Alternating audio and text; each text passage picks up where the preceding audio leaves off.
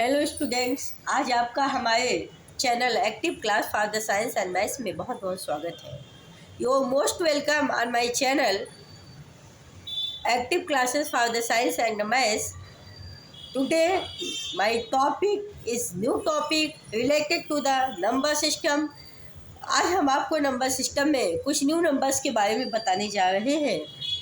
इसके पहले आपने ऑड इवन नंबर जाना, इसके बाद आपने अदर्स नंबर्स के बारे में समझे, लेकिन आज हम आपको बताने जा रहे हैं न्यू टाइप्स के नंबर।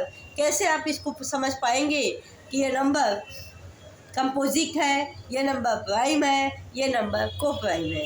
तो जानने के लिए एक बार इधर भी देखिए। पहला टॉपिक है आपका नंबर सिस्टम में कंपोजिट नंबर्स। आप ये जानिए कंपोजिट नंबर्स क्या होते हैं।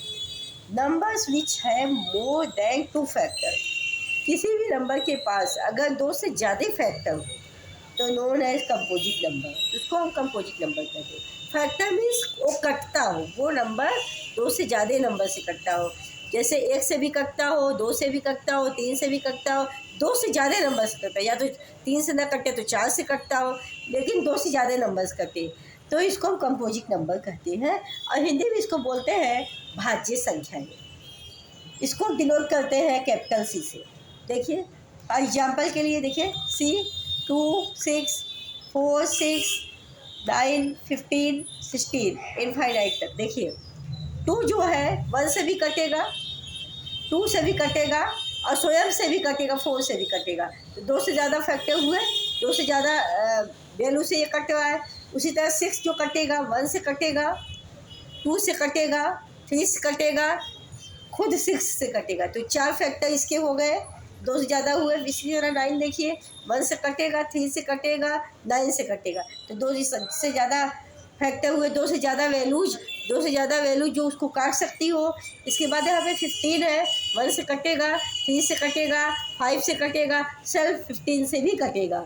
तो 2 से ज़्यादा यहाँ फैक्टर हुए। तो यहाँ पे 16 देखिए, जैसे 2 से कटेगा, 1 से कटेगा, 2 से कटेगा, 4 से कटेगा, 1 से कटेगा और खुद ये 16 से कटेगा। इसे 5 फैक्टर हो गए। तो आप यहाँ पे देख सकते हैं कि इसके 1-2 फैक्टर नहीं बल्कि मोर देन 2 फैक्टर्स है। मोर देन 2 फैक्टर्स ये कट रहा है। तो इस तरह के नंबर जो है भाज्य संख्याएं कही जाती है, कंपोजिट नंबर कहा जाता है। इस तरह से आप इनफाइनाइट तक अगर 2 से एक भी नंबर से ज़्यादा कटता है वो नंबर तो कंपोजिट नंबर में आएगा, भाज्य संख्या में आएगा। अगला पॉइंट है प्राइम नंबर। देखिए प्राइम नंबर में क्या होता है स्टूडेंट्स। प्राइम नंबर वो नंबर होता है जो सिर्फ 1 से कटे और खुद से कटे, बस वही नंबर प्राइम नंबर, और किसी भी फैक्टर से न कटे और किसी भी वैल्यू से न कटे। अगर कटी तो कंपोजिट में आ जाएगा वो। देखिए the number which have only 2 factors, केवल 2 फैक्टर्स हो, 1 और सेल्फ, खुद से वो कटता हो, known as prime number denoted by P। P is equal to 2 3 7 11 13 17, इसी तरह 19 लिख लेंगे। देखिए यहाँ पे 2 जो है ये प्राइम नंबर का मतलब होता है अभाज्य संख्या है। 2 जो है ये सबसे छोटी अभाज्य संख्या है। 2 किससे कटेगी, 1 से कटेगी और खुद से कटेगी, 2 से कटेगी। फिर किससे कटेगा, 1 से कटेगा और 3 से कटेगा। बस 2 नंबर हुए, खुद से कटे, 1 से कटे।